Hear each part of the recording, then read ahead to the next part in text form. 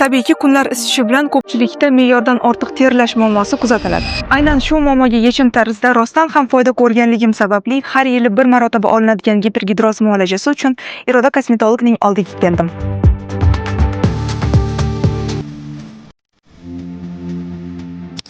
Gipergidroz muolajasi qo'ltiq olti va kaft oyoq terlashiga samarali muolaja.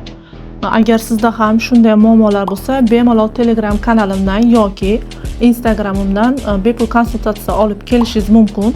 Bu muolajadan so'ng siz saunaga yoki sport zallariga borishingiz mumkin emas, chunki gipergidroz muolajasida terlaydigan zonalarni biz bloklaganimizdan keyin siz sauna yoki zalga borganingizda mana bloklagan joylarim vujudda ekstra bosim qizish tufayli bloklangan joylar qo'yib yuboradi. Natijada siz olgan muolajangiz erta kunda o'z kuchini yo'qotadi.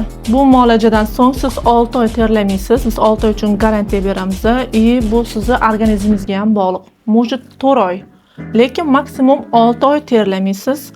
Bemalol mani Telegram yoki Instagramimdan bepul konsultatsiya olib qabulimga kelishingiz mumkin.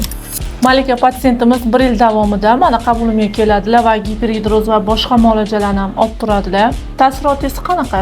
Og'riqlar bo'ldimi? Deyarli umuman og'riq sezganim yo'q. O'zi oldingi safar kelganimdan keyin yana sizga ishonib keldim. Shu safargisi ham zo'r o'tdi. Bu muolajadan keyin aytib o'tdim, zallarga borish mumkin emas, saunaga borish mumkin emas.